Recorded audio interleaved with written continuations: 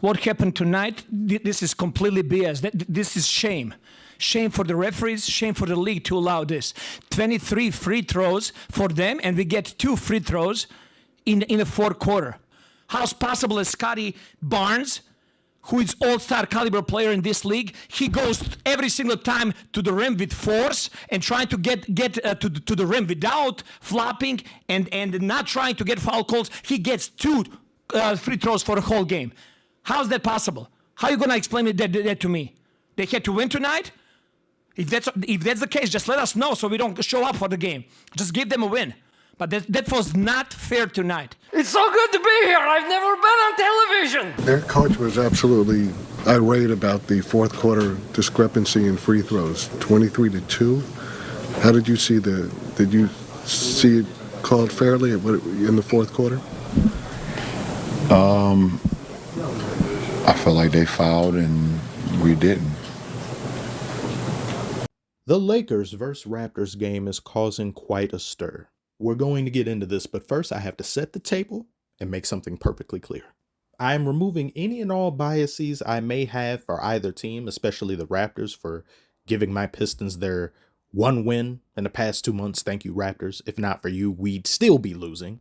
I mean, wait, we're still losing, but we don't have the, it's not adding on to the record. We stink to high heaven, okay? All right, now that that's out the way. I don't want to see any immigrants leave comments behind without properly watching this video and thoroughly listening to what I am saying. Do not say Rajakovic is crying. He's only expressing his disgust of the officiating just like Lebron did a few months ago, minus calling his front office to tell the front office of the NBA, going the extra mile.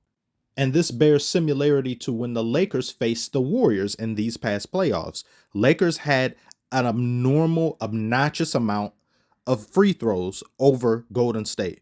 Davis and LeBron had more free throws between them both than basically the entire team of the Golden State Warriors. The Warriors had 14 free throws as a team compared to the Lakers' 42. Some of that can be explained away, as LeBron is the same height as the Warriors center being Kevon Looney. The Warriors are a very short team and the Lakers far taller. Davis feasted much of that series simply because there was no one to properly deal with him on the Warriors. And that's despite Kevon Looney doing as best a job as he loonily can against Davis. One also has to take into consideration the Warriors are a very foul-y team. They do really dumb fouls and they do them in excess and repetition. Look no further than when the Warriors faced the Kings about a month ago. A multitude of very foolish fouls committed against the Kings by the Warriors, which then allowed the Kings to squeak away with a victory, finally beating the Warriors. So the 2 points in the Lakers' favor thus far are size, much taller team, and they don't commit as many dumb fouls as the Warriors. They also don't have a braying buffoon on their team like the Warriors do with Draymond, who sometimes gets more fouls than points, but that's neither here nor there. Let's apply some of those advantages to this game in which the Lakers faced the Raptors. Do they have them as they did over Warriors? No.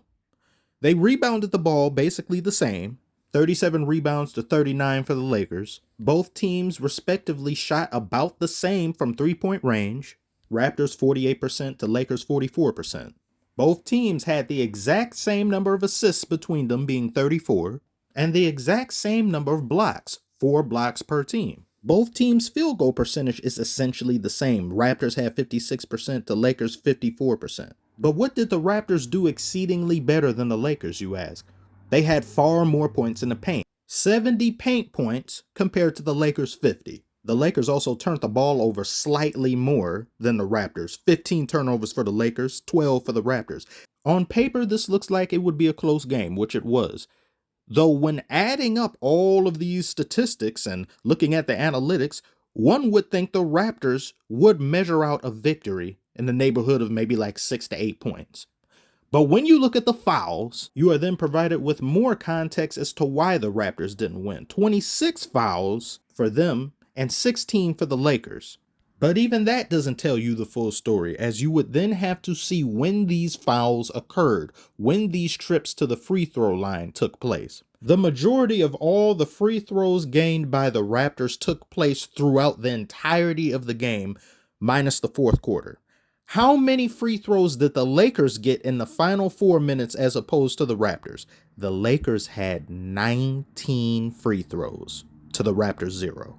Davis alone had more free throws than the entire Raptors roster. If anything you feel I've said thus far isn't in alignment with what is, or you think I'm misrepresenting facts, do tell me below. I'm trying to be as clear as possible and as transparent, just looking at this from a numbers to numbers basis.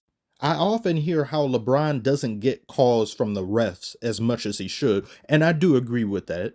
But he honestly shouldn't get a lot more considering he does a lot of traveling and rule violations every other possession. Many offensive fouls too that never get called. How many times have you seen LeBron simply bulldoze into someone? Isn't the league supposed to be soft? I thought you couldn't do that in regularity anymore. But it seems only select players in the NBA get allowed to do that, too much so even, that it disrupts rhythm of defenders, and defenders ask, well, how am I supposed to guard them? I do anything, I touch them, I get called for a foul. It's comparable to a war in which the invading army is given everything in the way of modern tech, cutting edge weapons, and the defenders are told to stop the invasion with bow and arrows, spears and slingshots. It simply isn't reasonable to expect victory under those conditions. Hence, you have defenders not playing defense as regularly. There is very little in the way of rewards for doing so. So why do it consistently? Let's look at this fourth quarter. You got Schroeder guarding D'Lo. That's a foul? I guess in today's NBA, but anything constitutes as a foul nowadays. That looked very light. It didn't look like it should have been called, but whatever. Okay, let's say it's a foul. Here, Scotty drives in, and this had more contact than what I just showed you. You could say, well, that guy, he was in the shooting motion. D'Lo was in the shooting motion. But he embellished what effect the defender had on his shot. There are players that go up for shots that they don't intend to actually take. They just intend to get the call. That's what D'Lo did right there, and he was rewarded. Also, what the hell is that? How do you charge into someone and just push them, and then you put your hands up like, huh? I didn't even do nothing. So much cap in the league, man. Anyway, this right here was a horrible play on the Raptors' part. You just let him drive through. It's unacceptable. Zero defense. You could get average people off the street, and they could put up better defense than that. We're approaching that 4-minute mark where things start to get pathetic. Now, you see Davis here. He does this. They call a foul. If you see how Davis launches, that's just a foolish decision. Look how many Lakers were open at the three. Could have got the ball, could have dished it to them. No, you go up to do something stupid and you get rewarded for it. Scotty goes up again. He gets somewhat of an elbow in his back by Taurean Prince. Didn't look like a shove or anything too hard, but I've seen refs call that plenty different times. Any other game in different situations. They just don't do it right there. But then this is called as an and one. What did Barrett even do to him to get called for a foul? I don't see anything. He made a little swipe for the ball, I guess, but he didn't hit anything. And why is something that light being called in late game situations? Now look at this next one. Where's the foul? That's a miss. He didn't even disrupt his shot. He didn't do anything to disrupt his movement. You missed the shot. Scotty goes up once again, dunks it. This should have been an and one. That Casper the Ghost foul that Davis got earlier had nothing in the way of physicality as this did right here, but no call. Raptors are 8 of 13 from the free throw line. The Lakers 23 for 31. Well, here's the thing that's driving me crazy. 19 free throws in the fourth quarter for the Lakers, only 2 for Toronto. We got to be kidding me. Let me repeat that. 19 free throws to 2 in the fourth quarter. Come on, man. I mean, come on. That's not an and-one? If LeBron did that, that'd be an and-one. I feel like they fouled and we didn't. That's a lie. I don't believe that. One team having 19 free throws to the other team's 0 hasn't happened since November of 2010, ironically, to LeBron and Miami Heat against the Utah Jazz, and they still lost in overtime. We're not talking 19-4, 19-5, 6, 7, even 19-2. 19-0. The refs don't need to give LeBron calls to himself individually. They're worried about the team as a whole looking better than they actually are. If you're an NBA team and you face a close game against the Lakers, expect bullshit to bullshit and things to go in their favor. But can we see this again? Look, what? Does that look skillful to you guys? Does that look impressive? It doesn't to me. And somehow that constitutes as an and one. I don't get it. I also don't understand how the supposed greatest player of all time in LeBron needs 19 free throws to another team's 0 in order to beat them by 1 point. Somebody make it make sense.